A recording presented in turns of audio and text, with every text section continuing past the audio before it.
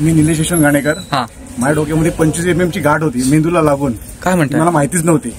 मी बेडवर खाली पडलो, गाठ फुटली. डॉक्टर असे होते की नाही बोलते, हा बोलते केस गेले बोलते. गुरुवारी आलेलो तेव्हा दारू पिऊन आलेलो, भरपूर दारू पिलेली. दुसऱ्या दिवशी मी मठात आलो आणि स्वामी दुसऱ्या दिवशी दारू सोडली. नमस्कार मित्रांनो, श्री स्वामी समर्थ. मित्रांनो, मी आकाश म्हात्रे आणि तुम्ही पाहताय अक्कू म्हात्रे युट्यूब चॅनल. मित्रांनो, आज आहे गुरुवार, आज आहे स्वामींचा वार. पुन्हा एकदा आपण एका ठिकाणी जाणार आहोत, एका मठात जाणार आहोत. उरण मधील फेमस एक 4 फाटा ठिकाण आहे. तिथून लेफ्ट घेतल्यानंतर थोड्याच अंतरावरती आहे नवीन शेवा गावाची कमान. तिथून थोड्याच अंतरावरती म्हणजे जवळपास 200 मीटर अंतर चालल्यानंतर आहे श्री स्वामी समर्थांचं मठ. या मठामध्ये आज आपण जाणार आहोत, तिथे आरती घेणार आहोत. सो चला व्लॉग सुरू करूया. त्याआधी जर तुम्ही नवीन असाल तर चॅनलला सबस्क्राईब करा आणि बेल आयकॉन हिट करायला विसरू नका, म्हणजे नवीन व्हिडिओचे अपडेट सगळ्यात आधी तुम्हाला येतील. Without any wasting time, let's start a blog, let's start a video.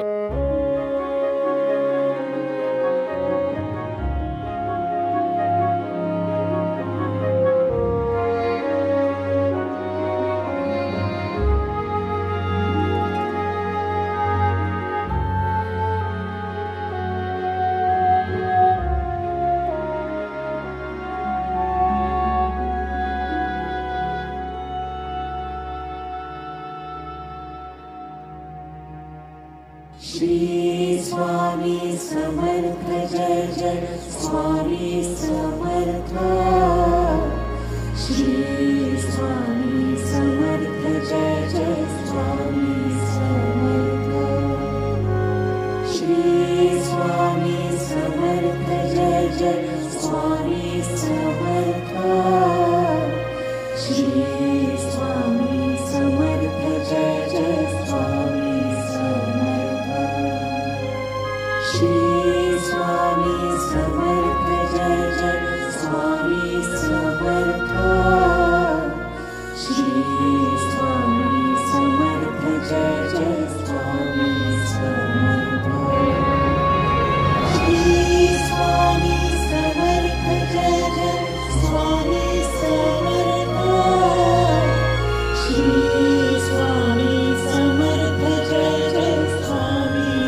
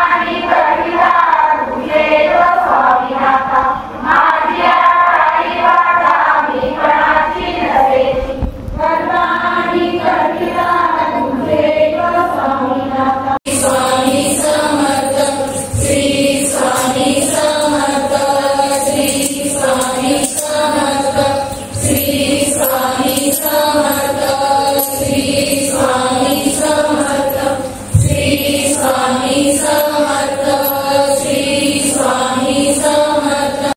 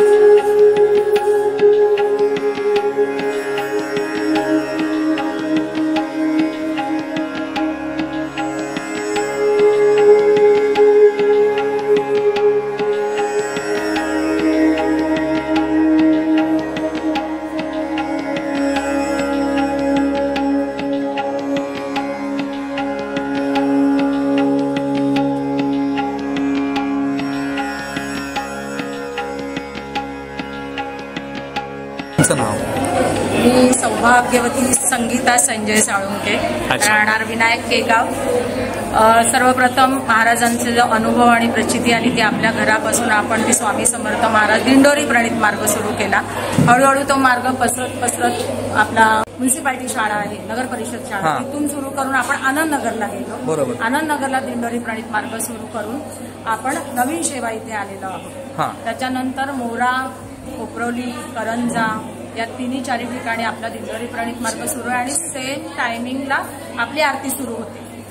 नवीन सेवा इथे आता आपण आहोत. नवीन सेवामध्ये दाळेशेठ मुळीर भाऊ यांनी या खरं तर केंद्राची निर्मिती केली म्हणा किंवा त्यांना महाराजांनी बुद्धी दिली की हे वास्तू तुम्ही बांधायची, तर त्याची पुढची माहिती भाऊ तुम्हाला. या ठिकाणी मला समजलं की आधीपासून औदुंबराचं झाड होतं, त्याबद्दलची मला एक स्टोरी समजली, पण ती तुमच्याकडून मला ऐकायची आहे की हा झाड तोडू नये असं तुम्हाला सांगितलं होतं, याची प्रचिती नंतर तुम्हाला कळेल.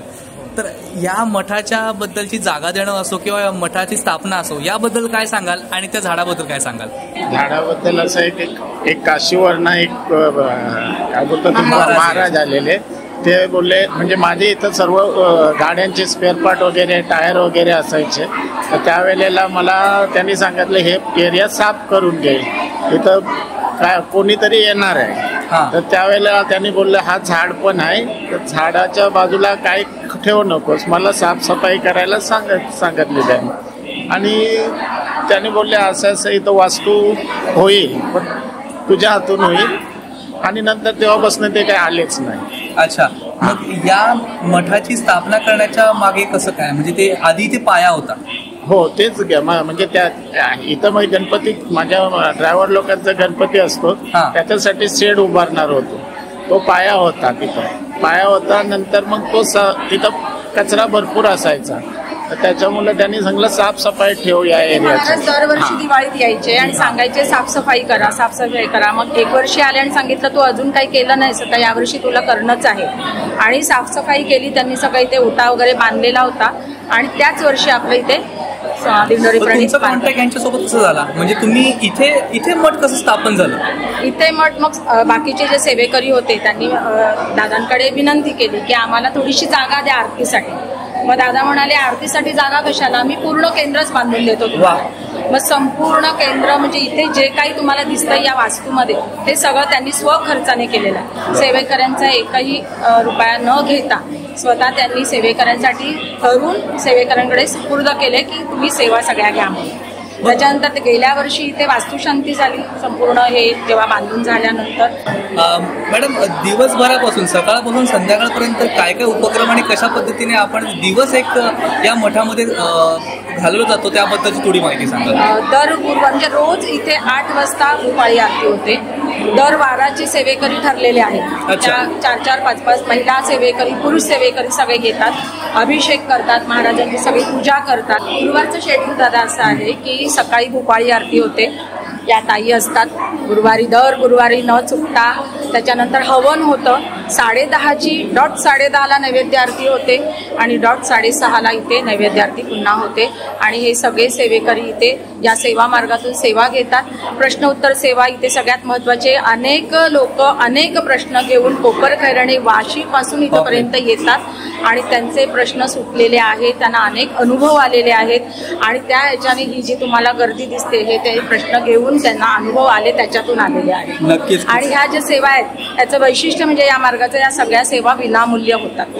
आपण प्रश्न उत्तर सेवेचे पैसे घेत नाही. आपण पत्रिका बघतो, आपण म्हणजे पामेस्ट्री आहे, आपण फेस रिडिंग करतो, आपण सगळ्या प्रकारच्या सेवा देतो, पण ह्या सगळ्या विनामूल्य. याच्यातून आपण एकही रुपया घेत नाही, कुठल्याच प्रकारची देणगी घेत नाही आम्ही. आणि मठामध्ये देणगी घेत नाही आणि स्वखुशीने समजा जर कोणी दिलं तर आपण स्वीकार करतो. पण महाराज यांना अतिशय म्हणतो ना आपण की महाराज प्रसन्न झाले, त्यांना अनुभव दिलाय, स्व इच्छेने इथे सेवेकरी सेवा करायला येतात. तर आम्ही गुरुपीठावर गेलो. आमचे आदरणीय चंद्रकांत दादा साहेब आहेत, जे आमच्या गुरूंचे पुत्र आहेत, गुरुपुत्र आहेत. तर त्यांना आम्ही सांगितलं की आम्हाला मठासाठी म्हणजे केंद्रासाठी जागा हवी आहे. तर ते म्हणाले ताई जागा काय करता, तुम्हाला असं सहज कोणी येईल आणि म्हणेल आमच्या जागेत केंद्र बांधा. हा पहिला अनुभव. आणि तुमच्या हातून 4ही कोपऱ्याला केंद्र होतील, हा त्यांचा आशीर्वाद. म्हणजे त्यांनी आशीर्वाद दिलेला आहे गुरुपुत्रांनी. आणि मग आम्ही असं विचारते की कोण कशाला म्हणेल की या आणि केंद्र बांधा, कोण कोणाची जागा स्वतः कशाला देईल. तर तो पहिला अनुभव आम्हाला आनंदनगर केंद्रात आला की शेखर म्हात्रेंनी ती जागा दिली. आम्ही सेवेकऱ्यांनी कॉन्ट्रीब्युशन काढून ते केंद्र बांधलं. आपले सगळे हे जुने सेवेकरी आपल्याबरोबर आहे जे आमच्यासोबत आज 13 वर्ष आहेत. बापरे, 13 वर्ष हे कार्य इथे चालतं आणि ते बरेच सेवेकरी आहेत. दुसरी गोष्ट अशी की मग हळूहळू करत ते कार्य वाढत गेलं आणि आपण नवीन शेव्यापर्यंत येऊन आता कोपरोलीपर्यंत गेलो. अच्छा, म्हणजे आतापर्यंत 5 झालेत, 6 बाकी आहेत. आता बघू स्वामी कुठेपर्यंत आपल्याला. आपले केंद्र कुठे कुठे आहेत? आपलं केंद्र आहे मोऱ्यावर दत्त मंदिरमध्ये, संध्याकाळी 6 वाजता आरती होते तिथे. त्याच्यानंतर करंजाला मंगळवारी संध्याकाळी 6:30ला आरती होते. नवीन सेवा केंद्रामध्ये संध्याकाळी 6:30ला आरती होते आणि कोपरोलीला संध्याकाळी 6:30ला आरती होते. आरतीचं टायमिंग थोडंसं तिकडे मंदिर असल्यामुळे फ्लेक्झिबल आहे, पण 6:30 हे आपलं आरतीचं टायमिंग ठरलेलं आहे. जे दिंडोरी प्रणित चिरनेरमध्ये पण आपलं पुढचं नियोजन जे स्वामींचं आहे ते चिरनेरमध्ये आहे. एक महिला सेवेकरी आहे, तिची जागा आहे, ती म्हणाली मी स्वामींसाठी देते, तर त्याचं नियोजन पुढे चालू आहे. मॅडम, या उमलाच्या झाडाबद्दलची थोडी माहिती सांगा की या झाडाचं कसं आहे? ॲक्च्युली औदुंबर हा जो आहे तो खूप जुना आहे आणि दादांना जसं सांगितलं महाराजांनी की रोज येऊन ते दर दिवाळीला यायचे आणि साफसफाई कर सांगायचे. नंतर 1 वर्षी त्यांना म्हणाले पण तो अजून साफसफाई केली नाही, म्हणजे त्यांना आधीच कळलं की स्वामी इथे येणार आहेत. आणि हा जो औदुंबर आहे याची मुंज केलेली आहे, याचा विवाह केलेला आहे आपण आणि त्याच्यासोबतच केंद्राची वास्तुशांती पण केली आहे. आणि या विवाहासाठी आणि मुंजीसाठी हे सगळं बघण्यासाठी हजारो सेवेकरी इथे आलेले होते. संपूर्ण हा परिसर भरला होता. मी माझी मुलगा आणि 10 वर्ष त्यांना बाळ नव्हतं आणि खूप औषधं उपचार काय केलं, पण परत देवधर्म पण केले होते. मग स्वामींच्या मठात जाऊन आम्ही चंडी होम वगैरे आमच्या ताईने वगैरे केला आणि मग त्या पाळणा वगैरे त्याच्यात ते करून स्वामींच्या कृपेने माझ्या मुलाला जुळीचं मुदत, एक मुलगा आणि एक मुलगी. आणि विशेष म्हणजे सिझर न होता डिलिव्हरी झालेली आहे, अशी ही स्वामींची प्रचिती मला आलेली आहे. वा, आपण बोलूया. आधी तुमचं नाव सांगा. मी निलेश यशवंत घाणेकर. माझ्या डोक्यामध्ये 25 mm ची गाठ होती मेंदूला लागून. काय म्हणते? ती मला माहितीच नव्हती. मी बेडवर खाली पडलो, गाठ फुटली आणि मी कोमात गेलो. 5 दिवस कोमात होतो. माझ्यासाठी सेवेकरी बसले, सेवेसाठी 100च्या वरती सेवेकरी मठात बसले कामासाठी पे करायला.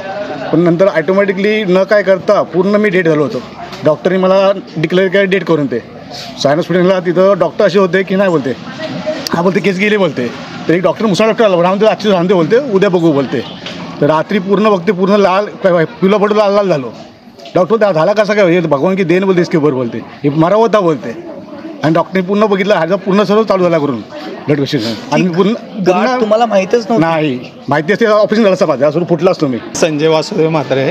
मी पहिल्यांदा मठात गुरुवारी आलेलो तेव्हा दारू पिऊन आलेलो, भरपूर दारू पिलेली. आरती झाली आणि मला काय असं जाणवला, दारू पिऊन एवढा मला काही सुचत नव्हता. मग दुसऱ्या दिवशी मी मठात आलो आणि स्वामी दुसऱ्या दिवशी दारू सोडली आणि मच्छी मटण हे सर्व सोडायला लावले स्वामी. आज त्यांच्यामुळं मी आज हे गुटखे पण एवढे खायचो, दिवसाला 15 तरी व्हायचे, ते पण नाही खात, मच्छी पण नाही खात. दारू तर सोडलीच, तर ते दारूचे जवळ पण नाही जात. सकाळचे येऊन स्वामी त्यांची पूजा करून घेतात. एवढंच मागणं आहे स्वामींकडे. काय या जेवढं आयुष्य आहे तिथपर्यंत सेवा घडवून घ्यावी स्वामी, हेच स्वामीचरणी. मोठा बदल झालेला, बदल म्हणजे भरपूर बदल. आणि घरात पण आता वादविवाद होत नाही, होतात पण थोडे ते तर भांडायला लागतात, कुठे नाही लागत, नाही होतात नाही करत. पण ते आपण थोडा हे घेतो नर्व. मी संजय साळुंके.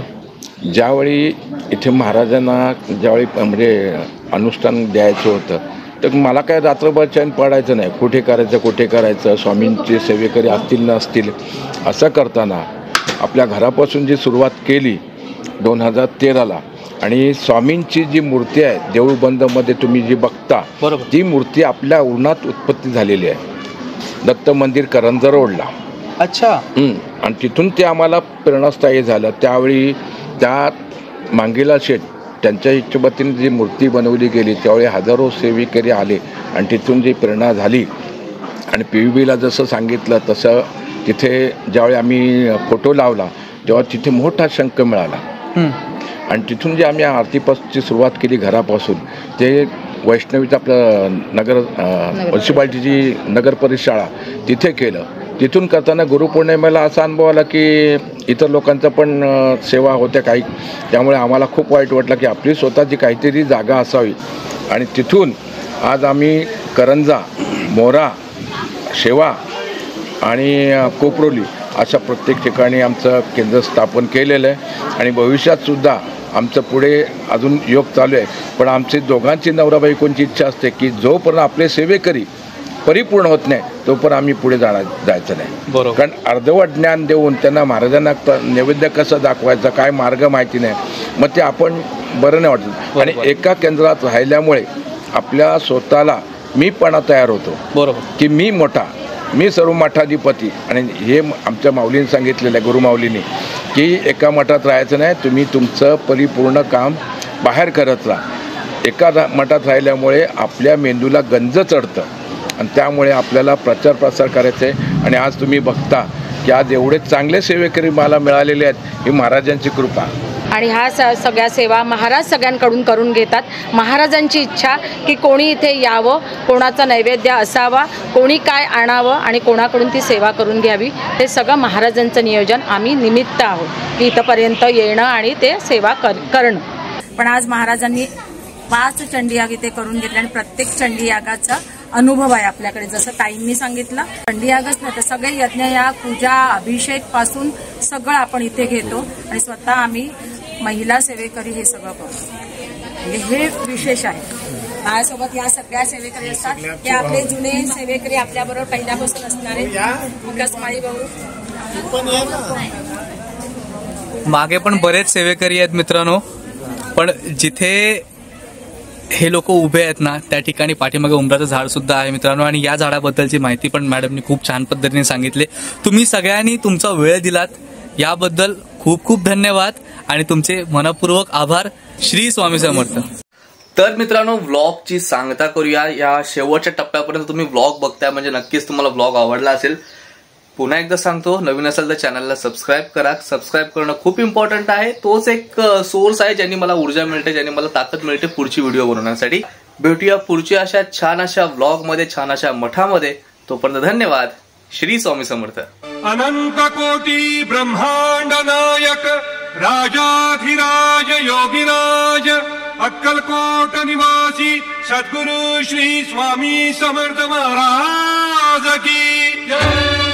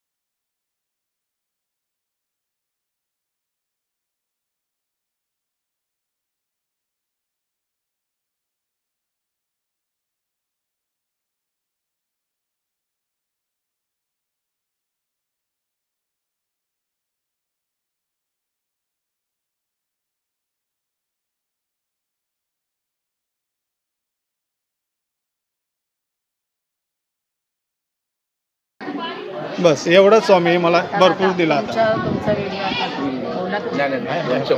दोन शब्द व्हिडिओची, आता ब्लॉगची सांगता करूया, पण 2 शब्द तुमच्याकडून आलेच पाहिजे. कारण खरंच सांगतो या सगळ्या गोष्टीची आहे ना कुठेतरी सुरुवात होत असते मित्रांनो, आणि ती सुरुवात तुमच्याकडून झाली. मला काय नाही, मला स्वामींनी सांगितलं हे करून द्यायचं तर मी करून दिलं. बाकी सर्व हे करणारे हे लोक आहेत, त्याच्यात दुसरं माझं काय नाही योगदान. इथे सगळे यज्ञ याग आपण घेतो. आता इथे चंडीयाग झाला. म्हणजे आतापर्यंत ज्या गोष्टीची मक्तेदारी फक्त पुरुष आणि एक विशिष्ट वर्ग करत होते, पण आज या सेवा मार्गातून एक महिला सेवेकरी म्हणून, म्हणजे मी माझं स्वतःचं नाव नाही सांगत, महाराज करून घेतात, पण आज महाराजांनी 5 चंडीयाग इथे करून घेतले आणि प्रत्येक चंडीयागाचा अनुभव आहे आपल्याकडे. जसं ताईंनी सांगितलं, आणि करंजाला झालेला चंडीयाग आहे, आता इथे झाल्यात आणि अनेक सेवेकऱ्यांचे ते प्रश्न सुटलेले आहेत, काहींचे सुटणार आहेत, काही. आणि चंडीयागच नाही तर सगळे यज्ञयाग, पूजा, अभिषेक पासून सगळं आपण इथे घेतो आणि स्वतः आम्ही महिला सेवेकरी हे सगळं करतो. म्हणजे हे विशेष आहे. माझ्यासोबत या सगळ्या सेवेकरी असतात. हे आपले जुने सेवेकरी आपल्याबरोबर पहिल्यापासून असणारे विकास माळी भाऊ. मागे पण बरेच सेवेकरी आहेत मित्रांनो, पण जिथे हे लोक उभे आहेत ना त्या ठिकाणी पाठीमागे उंबराचं झाडसुद्धा आहे मित्रांनो. आणि या झाडाबद्दलची माहिती पण मॅडमने खूप छान पद्धतीने सांगितली. तुम्ही सगळ्यांनी तुमचा वेळ दिलात याबद्दल खूप खूप धन्यवाद आणि तुमचे मनपूर्वक आभार. Shri Swami Samarth. Thank you so much.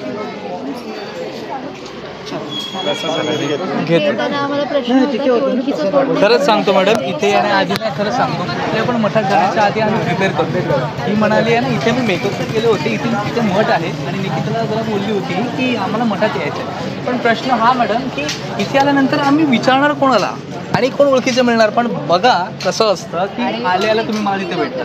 मी गौरवकडून तुझा नंबर घेतला. म्हणजे आनंदनगरचं मी म्हटलं ना ते ऐकलं. मला सौदीवरून तो व्हिडिओ आला. हे पण सांगतेस प्रश्न मला माहितीच नाही. मला तिकडून व्हिडिओ पाठवला. मी म्हटलं हे असं कसं असू शकतं, ही सत्यता तुला कळली पाहिजे. बरोबर.